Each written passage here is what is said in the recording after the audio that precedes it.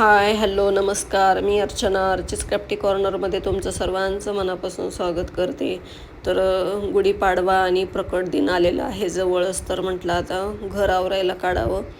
तर भांडे वगैरे घासायचे, तर मी मावशींनाच सांगितलं, कारण की मी अगोदर स्वतःच्या हाताने एकटीच अशी करायची, जसं वेळ भेटेल तसं.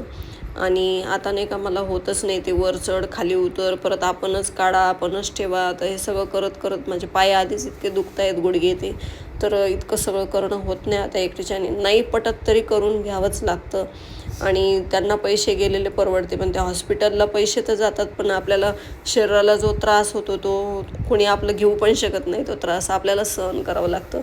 तर मग असं त्या मावशी माझ्याकडे जे भांडे घासायला येतात तर ते खूप छान काम करतात. तर मला असं आवडतं त्यांचं काम.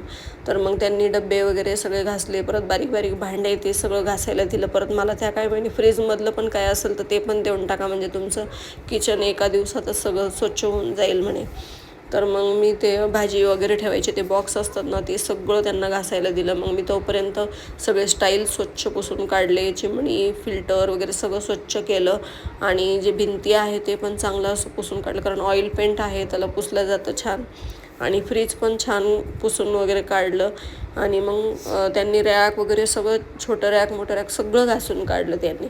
आणि मग मी काय केलं, सगळं ते लावल्याच्या नंतर मग डब्बेला पेपर वगैरे लावून असं सगळे डाळी दुळी सगळं भरून सगळं जिथलं तिथं लावून दिलं. आणि मी ते सगळं आवरल्याच्या नंतर पण मी मशीनचं पण मदत कामं चालू होते माझे.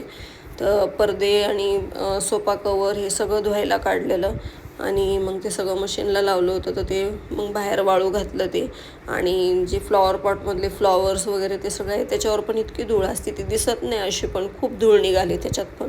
ते सगळं स्वच्छ केलं. दरवाजाचं तोरण वगैरे ते सगळं वाळू घातलं मग बाहेर. आणि मग इकडचं पण हॉलमधलं सगळं जाळ्या ते सगळं झाडून काढलं, सगळं स्वच्छ पुसून काढलं.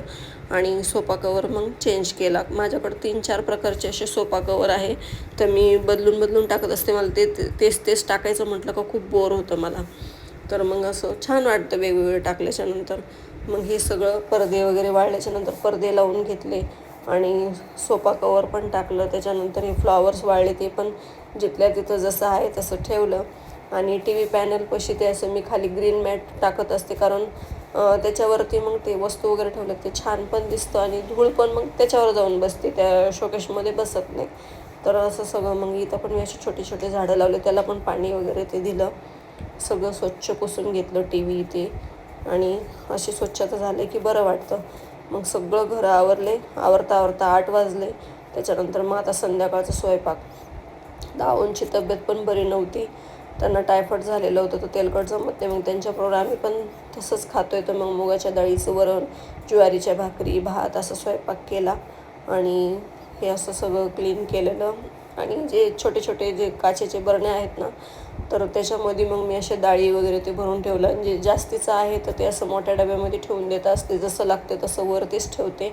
आणि मग ते आपल्याला बरं पडतं, सापडतं पण. मग असं डब्यांमध्ये सगळं बघत राहावं लागतं, हे कुठं ते कुठं.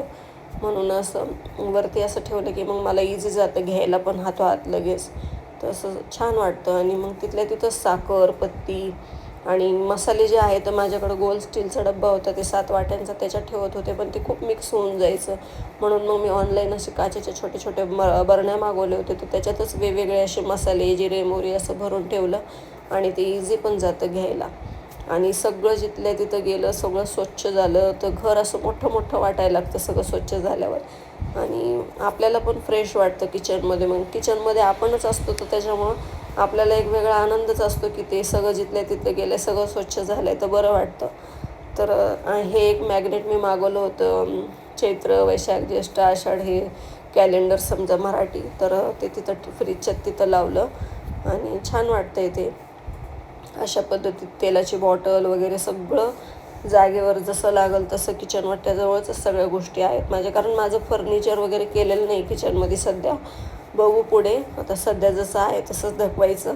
हॉल, बेडरूम, किचन मग सगळं आवरणं झालं आणि बाहेरचं पण मग मी ग्राउंडमधलं गार्डन वगैरे ते सगळं स्वच्छ केलं. बाहेरचे जाळ्या वगैरे झाडून काढलं, धुवून काढलं, सगळं आवरलं. आणि कसं वाटलं तुम्हाला मी हे सगळं स्वच्छता केलेलं नक्की कमेंट करून सांगा. आणि जे पण चॅनलवर नवीन असतील त्यांनी प्लीज सबस्क्राईब करायला विसरू नका. पुन्हा भेटूया पुढच्या व्हिडिओत. तोपर्यंत बाय बाय.